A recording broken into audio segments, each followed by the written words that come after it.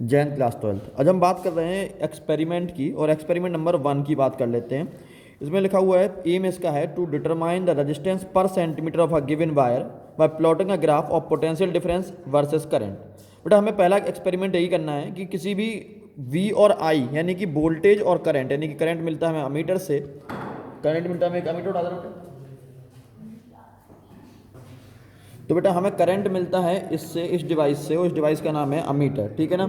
और जो हमें वोल्ट मीटर मिलता है, वोल्ट मीटर हमें मिलता है इस वोल्टेज मिलता है पोटेंशियल डिफरेंस इस डिवाइस से, और इसे हम बोलते हैं volt meter. Done.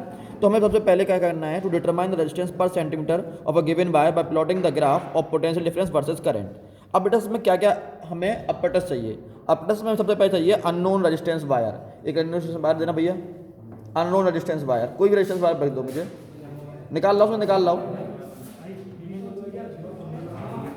Unknown resistance wire. ये अननोन रेजिस्टेंस वायर है, इसको इन्होंने स्प्रिंग के फॉर्म में कर दिया है क्योंकि वो टच ना हो, वैसे आपको खींच के रखना भी है और इसकी लंबाई भी आपको नापनी है, ठीक है ना। तो जो आपका अननोन रेजिस्टेंस वायर हो गया सबसे नंबर 1 अननोन रेजिस्टेंस वायर। दूसरा है बैटरी एलिमेटर।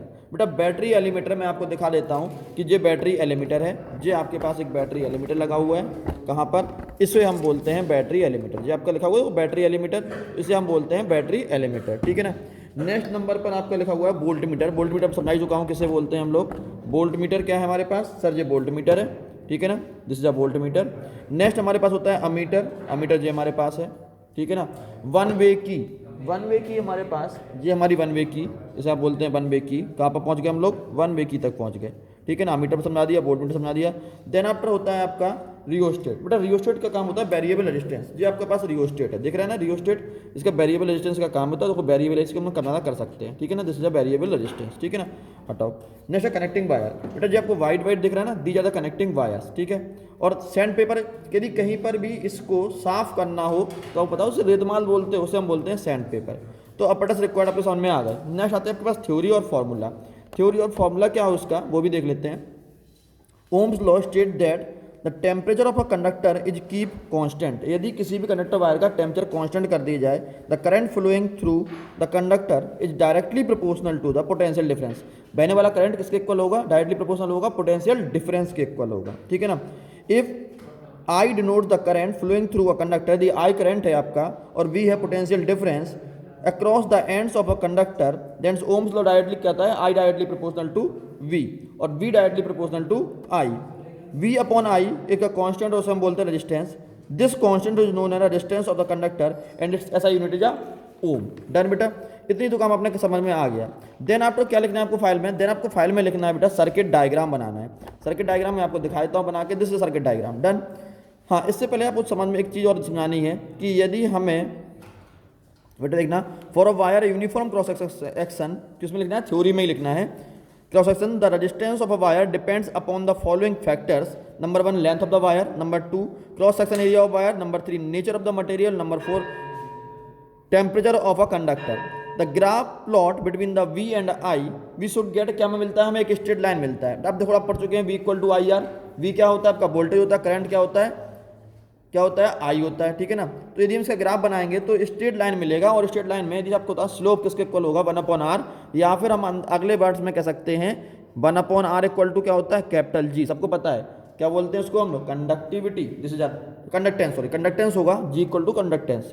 अब आते हैं इसका सर्किट डायग्राम पर। सर्किट डायग्राम देखो बेटा, जो एक बैटरी लगी हुई थी इसको हमने बोला बैटरी एलिमेटर। देन कनेक्टेड किससे, की से कनेक्टेड है। कनेक्टेड किससे है, वो रेजिस्टोर से कनेक्टेड है। हाँ, इसी और समझा दूँ आपको, रियोस्टेट में कहीं भी पॉजिटिव और नेगेटिव होता ही नहीं है। यदि मैं रियोस्टेट की बात करूँ, देखो इसमें रियोस्टेट में देखो एक टर्मिनल जे है, एक टर्मिनल जे है और एक टर्मिनल आपका जे है। इसमें आपने इसमें यहाँ कनेक्ट किया और दूसरा आपने यहाँ पे कनेक्ट किया। इसमें कहीं पर भी कोई भी पॉजिटिव नेगेटिव होता ही नहीं है रियोस्टेट में, ठीक है ना। तो रियोस्टेट से कोई मतलब आप समझ में आ गया। देन आते हैं आपको वोल्ट मीटर। वोल्ट मीटर को कनेक्टेड कैसे है, वोल्ट मीटर के साथ में आपका रजिस्टेंस वायर कनेक्टेड है। यदि मैं बात करूँ वोल्ट मीटर में, तो जो आपका वोल्ट मीटर है, ठीक है ना, वोल्ट मीटर साथ में कौन कनेक्ट है, एक तो इस टर्मिनल पर रेजिस्टेंस वायर कनेक्टेड रेड वाले पर, और एक वाले पे, इस वाले पर कनेक्टेड है रेजिस्टेंस वायर। दिख रहा है ना, एक रेड पर और एक ब्लैक पर। रेड का मतलब होता है पॉजिटिव और ब्लैक का मतलब होता है नेगेटिव, ठीक है ना। जो आपके रेजिस्टेंस वायर हो गए। नेक्स्ट बेटा अमीटर। अमीटर का बेटा, this is a positive terminal, red वाला पॉजिटिव, और ये वाला नेगेटिव लिखा हुआ DC वाला नेगेटिव, ठीक है ना। तो ये आपके कनेक्शन वायर इसका सर्किट डायग्राम हो गया। आपको फाइल में प्रोसीजर नहीं लिखना होता है। अब आते हैं नेक्स्ट आपका ऑब्जर्वेशन पर। तो ऑब्जर्वेशन में क्या लिखेंगे वो भी देख लेते हैं। रेंज ऑफ अमीटर, बेटा अमीटर की शुरुआत कहाँ है और खत्म कहाँ से हो रहा है, इसे हम बोलते हैं रेंज ऑफ अमीटर। यदि आपके अमीटर इस अमीटर की बात करें तो कहाँ से कहाँ तक हो रहा है सर, 0 से लेके 2 तक हो रहा है। तो रेंज क्या होगा सर, 0 एम्पियर से 2 एम्पियर। नेक्स्ट आप करते हैं वोल्ट मीटर की range.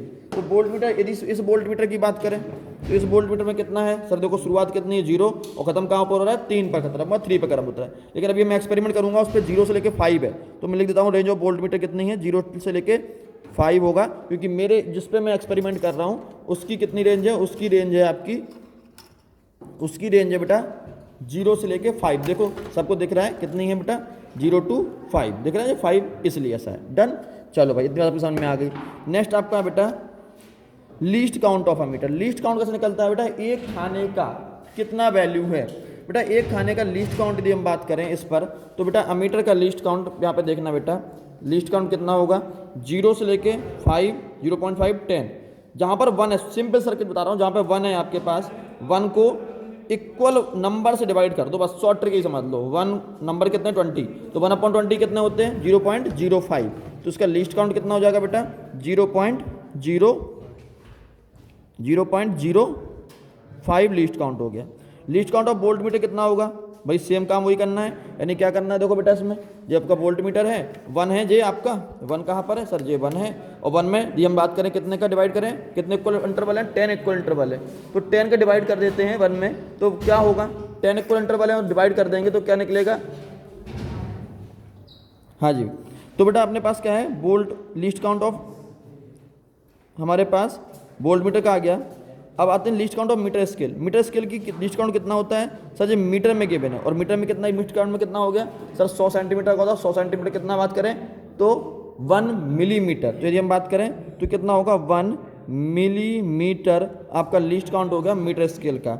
Length of the wire, जो आपको वायर गिवन है, मान लो जिस वायर की बात कर रहे हैं तो उसकी लेंथ कितनी है, ठीक है ना। इसकी लेंथ यदि मैं अपना यूज कर रहा हूँ तो वो कितने सेंटीमीटर कर रहा हूँ, 76 सेंटीमीटर वाला मैं यूज कर रहा हूँ, ठीक है ना। इतना आपको समझ में आ गया, सर मैं इतना भर दिया हमने। अब आगे आते हैं हमें ऑब्जर्वेशन टेबल। बेटा ऑब्जर्वेशन टेबल हमें सिंपल सी बनानी होती है, इस तरह की ऑब्जर्वेशन टेबल बनाती है।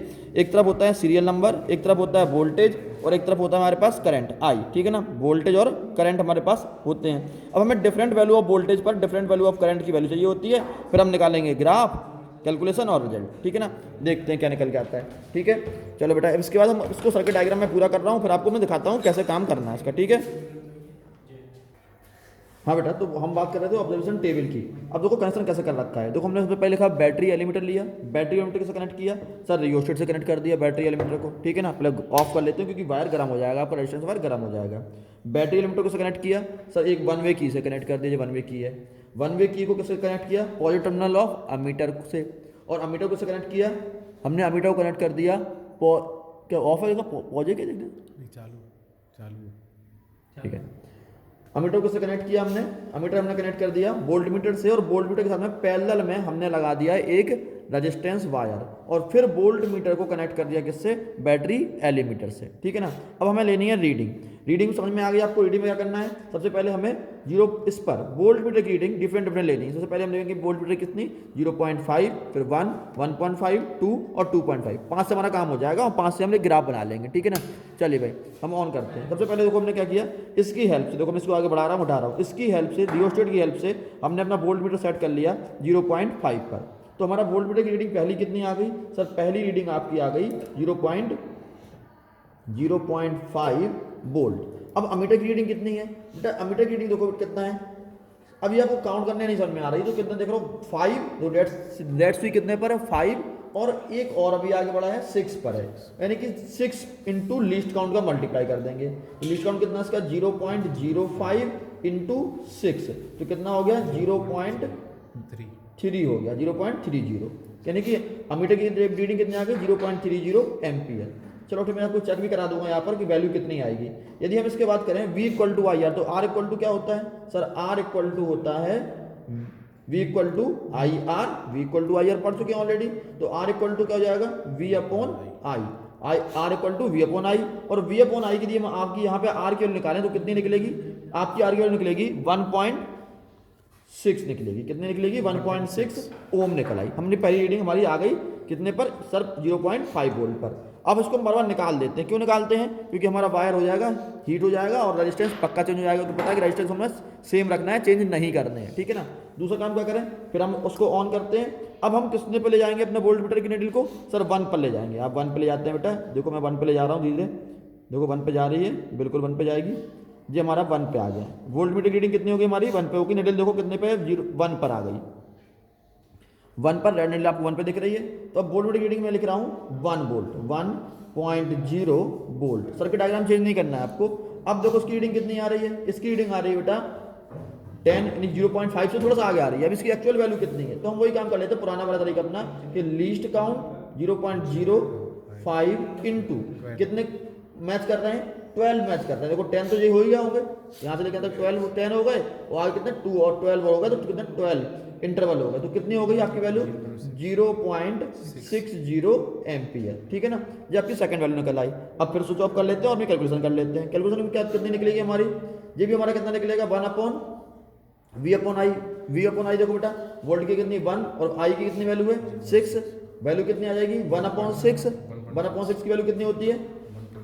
1.6 ओम हमारी दूसरी वैल्यू भी निकल आई, ठीक है ना। 1.6 ओम हमारी दूसरी वैल्यू भी निकल आई। बेटा नेक्स्ट रीडिंग की हम बात करते हैं। अब नेक्स्ट रीडिंग हमें किस पे लेनी है? सर आपने कहा था 1 पे हो गई, अब किस पे लेना है? 1.5 पर। हमने फिर की ऑन कर ली, अब हम 1.5 पे ले जा रहे हैं इसको। तो 1.5 तो जो आगे देखो बेटा 1.5 वोल्ट हमारे पास, मैं देखो रोक रहा हूँ इसको, थोड़ा आगे पीछे हो रही है मुझसे। 1.5, ठीक है ना। निडल देखो 1.5 पे आ गई, बिल्कुल 1.5 पर आ गई। वोल्ट मीटर की निडल आपको दिखाई दे रही होगी। 1.5 कितनी होगी? 1.5 पर आ गई। तो यहाँ पे फिर हम वही लिख देते हैं वैल्यू कितनी? 1.5 वोल्ट। अब इसके करस्पॉन्डिंग अमीटर की रीडिंग कितनी आ रही है? थोड़ा चेक करना है ammeter reading. Sir ammeter reading ये पूरी 1 से 2 स्टेप कम है। अब 2 स्टेप कम है कितना होगा? तो बेटा यहाँ से देखो यहाँ तक कितने स्टेप हैं? सर 10 है, ठीक है ना। और यहाँ से कितने हो गए? 15 हो गए, 17, 18। सर 18 स्टेप्स हमारे 0 से लेके स्मॉल इंटरवल कितने हैं? सर 18 स्मॉल इंटरवल है। और वैल्यू रीडिंग कैसे निकालेंगे? सर रीडिंग निकालने वही तरीका आपने बताया था, 0.05 लीस्ट काउंट है इसका इंटू 18 और कितना हो गया हमारे पास? 0.90 एम्पियर हो गया हमारे पास। 0.90 एम्पियर हो गया। हम फिर स्विच ऑफ कर देंगे इसको और फिर हम वैल्यू निकालते हैं कितना निकलता है। अब देखो रेजिस्टेंस कितना निकलेगा? रेजिस्टेंस अभी कितना निकल रहा है बेटा? 1.6 ओम निकल रहा है, यानी हमें पक्का पता चल गया है कि रेजिस्टेंस कितना आ रहा है? 1.6 आ रहा है। अब हम नेक्स्ट फिर यही करते हैं। अब कितने पे करना है बेटा हमें? अब हमें 2 पर करना है। कितने पे करना है? 2.0 वोल्ट पर। मैं 2.0 पर ले जा रहा हूँ। देखो बेटा इसको देखो 2.0 पर ले जा रहा हूँ धीरे धीरे करके। देखो 2 वोल्ट पे आ गया हमारा। अब 2 वोल्ट के करस्पॉन्डिंग कितनी वैल्यू है? सर 1 से आगे निकल गई। और 1 से आगे कितना निकल गई है? 1 से देखो बेटा 1 से निकला यानी कि 11, 12 और 13 यानी कि 23 आपके आ रहे हैं। तो 0.05 तो लीस्ट काउंट हो गया और 23 का और मल्टीप्लाई कर देता हूं तो कितना हो जाएगा हमारे पास यहाँ पर? 1.15 एम्पियर। और यहाँ से रेजिस्टेंस निकालेंगे तो कितना निकलेगा? लगभग यही निकलेगा 1.6 ओम। हमें श्योर हो गया इस बात को, ठीक है ना। अब एक रीडिंग और निकाल लेते हैं, 5 रीडिंग निकालनी होती है। एक रीडिंग और निकाल लेते हैं हम लोग 2.5 पर। 2.5 पर मैंने यहाँ पे लिखा 2.5, जल्दी से निकाल रहा हूँ। वायर हीट हो रहा होगा हमारा 2.5 वोल्ट और रेजिस्टेंस कितना आ रहा है? इस पर करंट आपका आ रहा है सीधा सीधा दिख रहा है 1.5 डायरेक्ट दिख रहा है आपको 1.5, यानी कि आपको लीस्ट काउंट की उतनी पड़ेगी। आपको कितना है? 1.5 एम्पियर। देखो 1.5 एम्पियर में लिख लिया। वैसे लीस्ट काउंट भी देखें तो कितना हो जाएगा हमारे पास? 20 और 25 यानी कि 0.05 इंटू 25, ठीक है ना। और यहाँ से भी कैलकुलेट करेंगे हम तो रेजिस्टेंस कितना आएगा? 1.6 ओम आ गया। देखो बेटा रेजिस्टेंस सब में सेम आ गया, यानी कि हमने क्या किया? ओम्स लॉ 100% वेरीफाइड है इस पर। इस वायर पर ओम्स लॉ 100% वेरीफाई है। अब हम ग्राफ बनाएंगे तो ग्राफ हमें कैसा मिलेगा बेटा? ग्राफ हमें मिलेगा इसमें एक स्ट्रेट लाइन मिलेगा, बिल्कुल ऐसी स्ट्रेट लाइन मिलेगा, क्योंकि आपको सबको करस्पॉन्डिंग लेना है। यहाँ पर हम पोटेंशियल डिफरेंस रख रहे हैं और यहाँ पर हम करंट रख रहे हैं, ठीक है ना। और यदि हम ग्राफ से बात करें तो रेजिस्टेंस कितना निकलेगा बेटा? ग्राफ से भी रेजिस्टेंस 1.6 ओम ही निकलेगा, ठीक है ना। अब हम आते हैं रेजिस्टेंस पर यूनिट लेंथ की बात करें तो कितना लिख देंगे? 1.6 अपॉन मैंने कितने सेंटीमीटर का लिया? 76 सेंटीमीटर का मैंने वायर लिया था जी वाला। तो यहाँ पे क्या निकल आएगा? रेजिस्टेंस पर सेंटीमीटर निकल आएगा हमारे पास। और यहाँ पर रेजिस्टेंस पर रिजल्ट की बात करें, रिजल्ट भी कितना हो जाएगा? 1.6 अपॉन 76 ओम सेंटीमीटर इनवर्स। अब आते हैं प्रिकॉशंस, इसकी प्रिकॉशंस क्या क्या है हमारे पास? प्रिकॉशंस बेटा कोई भी 4 प्रिकॉशंस हम इसकी लिख सकते हैं। 1 2 3 4 प्रिकॉशन। हमको पहला क्या है? Draw circuit diagram before making the connection, यानी कि इस कनेक्शन को बनाने से पहले हमें सर्किट डायग्राम ये वाला बना लेना चाहिए। दूसरा बेटा, वाइल मेकिंग द कनेक्शन की शुड बी ओपन, जब भी हम कनेक्शन बनाएं कि हमारा ओपन हो और इसको भी ऑफ ही कर लें, ज़्यादा ठीक रहेगा। ठीक है ना? चलिए भाई, नेक्स्ट क्या हमारे पास?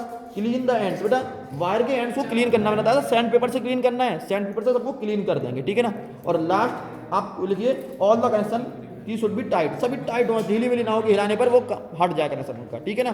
तो ये आपके पास आपका एक्सपेरिमेंट नंबर 1 कंटिन्यू पूरा मैंने करा दिया। जो आपको एग्जाम में लिखना है वो भी बता दिया मैंने आपको, क्या क्या लिखना है एग्जाम में। पहले आपको लिखना है सबसे पहले एक्सपेरिमेंट नंबर 1, ठीक है ना? Then aim, then theory, then आपको क्या करना है? सर्किट डायग्राम बनाना है। सर्किट डायग्राम बनाने के बाद क्या करना है वो भी देख लेते हैं।